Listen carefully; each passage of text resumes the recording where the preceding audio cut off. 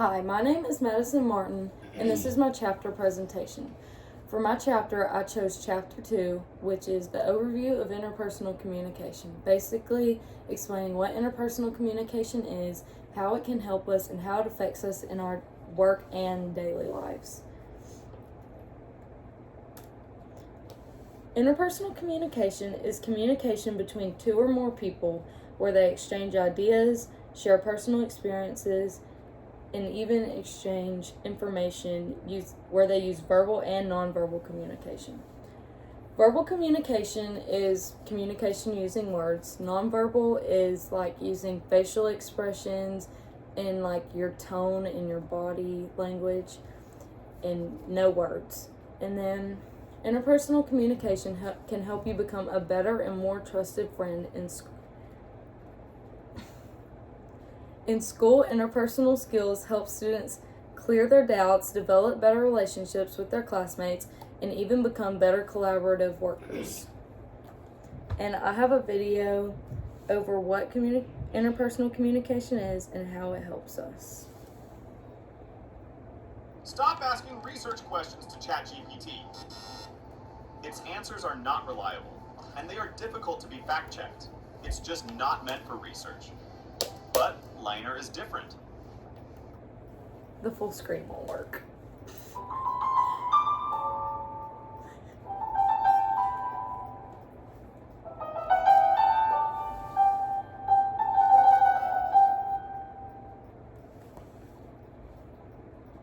We're going to be moving from intrapersonal into interpersonal communication within the next few weeks.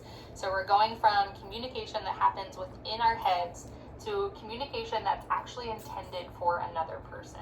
So when we talk about interpersonal communication, we're talking about one-to-one, face-to-face, interpersonal communication. You're talking with another individual.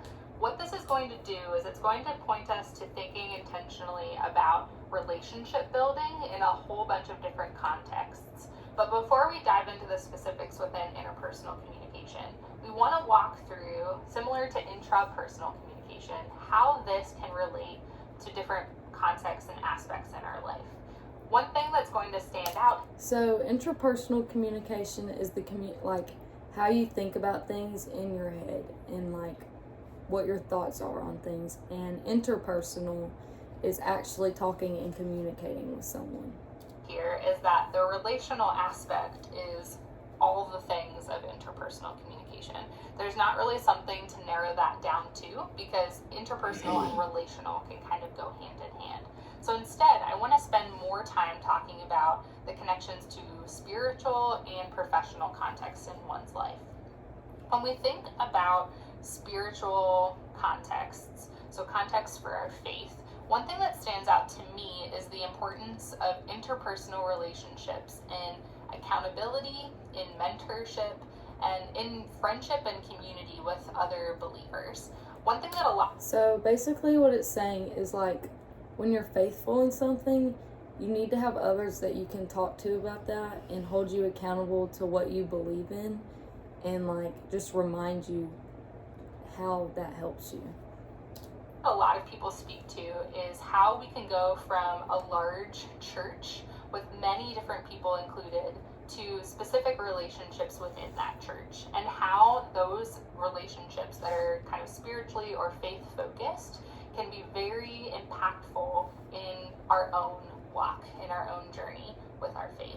So one thing to think about with this is that we often have this connection between interpersonal relationships and maybe romantic relationships. People tend to put those together, but it's not just romantic relationships that we need to think about. These types of spiritual interpersonal relationships could be the conversations that you have with your pastor, or that you have with a friend or a colleague that's the same age, or maybe that you have with kids within. So if you're a member of a church, you're more likely to understand and be held more accountable if you're just talking to one person. So like if I go to a church and I talk to my pastor, I'll understand more what he's saying than when he's talking to a room full of people. Like if you're in a classroom and there's one teacher and 23 students it's harder for you to understand than if there was one teacher, 10 students, because you'd get more one-on-one time. Your faith community. But all of these relationships would be centered around something spiritual, something faith-based. What that's going to do is it's going to provide us with a relational context to build our faith upon, so that we can talk to one another about accountability and staying aligned with the things that we believe. We can ask hard questions. We can get good feedback on what it is that we're doing or struggling with. And within that spiritual realm, I think that we can think about interpersonal communication as having a heavy role in what we do within that walk of life. Again, I talked about how relational contexts are basically anything that you want to include when we think about interpersonal communication. And again, keeping in mind that when we talk about interpersonal communication, we can talk about friendships, we can talk about, and we will talk about. So most people associate interpersonal communication with like romantic relationships, but it actually can be like any one-on-one type of communication you have. So friendships, family, church, teachers and students, any of that can be considered interpersonal communication. Talk about family relationships and family dynamics. We'll talk about romantic relationships. We'll talk about workplace relationships and how all of those things can look different, but that the interactions that we have often run in the same manner. The last thing that I think is really important to think about is how interpersonal communication connects with our professional life and our professional context. One way that you might come against or be experiencing interpersonal communication might be before you even get a job. It might be in the job interview stage. Often when you interview for a position, you'll have several interpersonal behavioral questions to answer. And essentially what this part of the interview is doing is trying to get a sense for how you would communicate with people within the workplace, who you are as a person, and what your perspective might be on different types of cultures. And so even before landing a job, you have to think about how you communicate who you are in an interpersonal setting.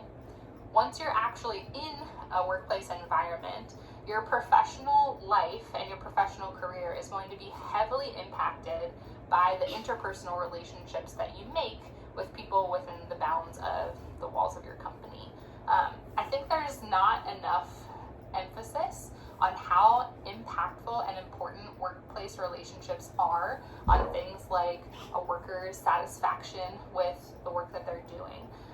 These are people that, if you're working a typical 40-hour-a-week full-time job, these are people that you might communicate with even more than people that you live with, people that you're that are in your home, so your family or your friends.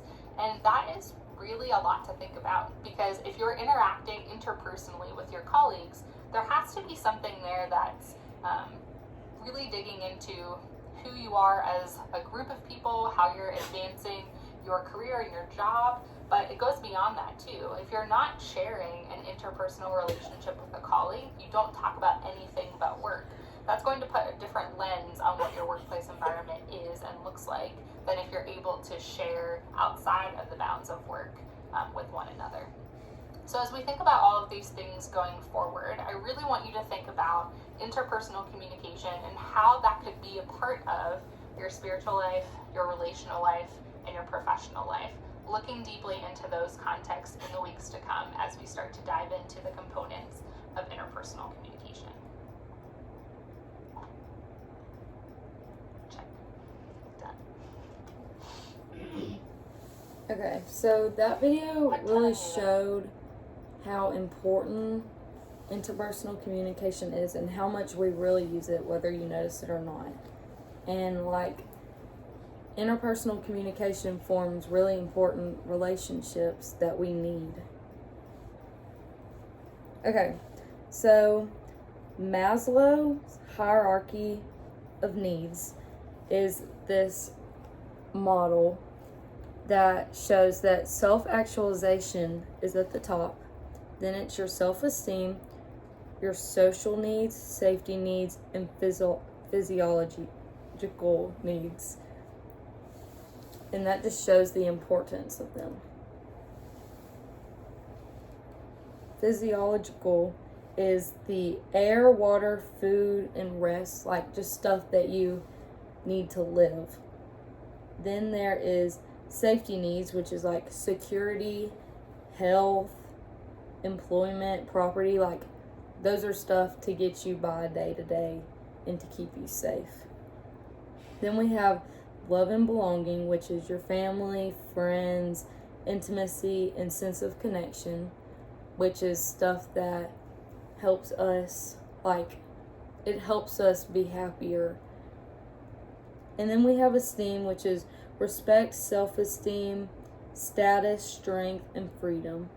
And then the self-actualization is the desire to become the most that one can be. So, like, say I have a 95 in a class, but I think that no matter what my grade is, I can be better.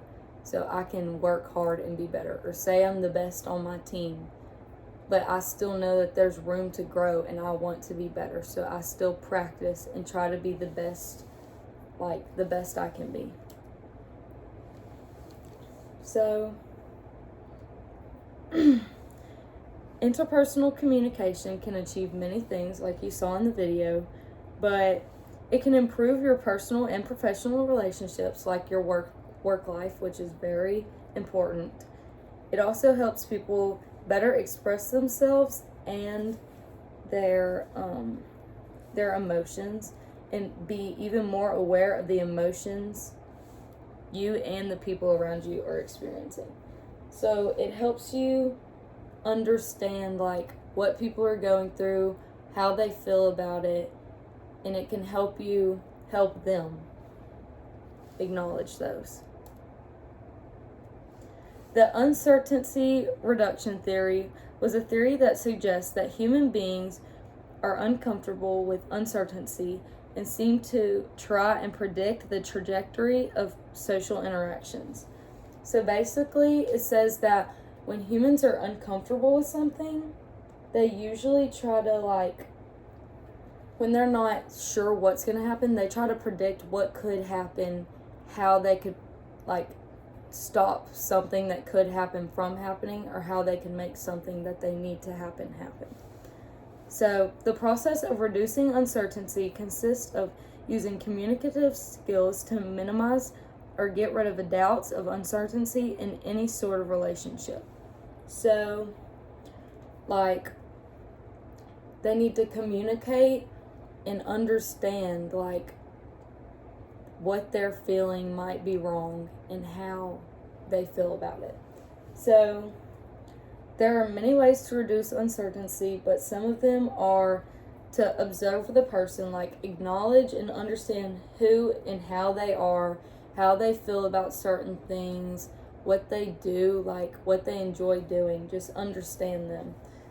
And then you can also ask questions, like ask them what they like, their favorite color, ask them their thoughts on things, ask them what they believe in, just ask them if you're doubting, like, say you're in a relationship and you think this person is seeing other people, then you simply can just ask them if they're doing it. Or if you feel some way about someone and you don't think they feel the same and you're doubting that, all you have to do is ask them. So, how do we get to know new people? Because that is a big part in interpersonal relationships. There are 3 strategies of getting to know someone new, which are passive strategies, active strategies, and interactive strategies. Passive is where you're letting and hoping that the other person will initiate what you want or need. So, say I think that someone is, like, say I'm in a relationship and I think that my significant other is talking to someone too much. Instead of saying something, a passive way is just hoping that they'll understand what the problem is and hoping that they'll fix it themselves. Or, like, say when you're going to get food and, like, they're asking, where do you want to go? And you're just like, I'm fine with whatever you want. Active strategies are where you ask questions and you start the conversation yourself. Like, you initiate what's going on. And then interactive is requires participation, like telling the person what you need, how to fix it, showing them that you're changing, and any of that. So, how do we communicate? We communicate by sending and receiving messages with another during a conversation. Some of the forms of communication are verbal, nonverbal, text messages, letters, gestures, facial expressions. So, there's many ways that you can communicate with people that don't involve just speaking to them. What makes you a good interpersonal communicator? Great interpersonal communication skills consist of mindful listening skills and emotional intelligence. Mindful listening is listening without judging and keeping the other person's side of the story in mind. So, if I am having a problem with something, but they don't agree with what I'm thinking, you have to keep in mind how they think about this. People skills are active listening and like you work well with others. Like you have good cooperative skills. Like you just work good with people in general. And then emotional intelligence is to be able to manage your emotions while also taking others' emotions into consideration. So just always thinking of how the other person can feel about the topic. That's my presentation.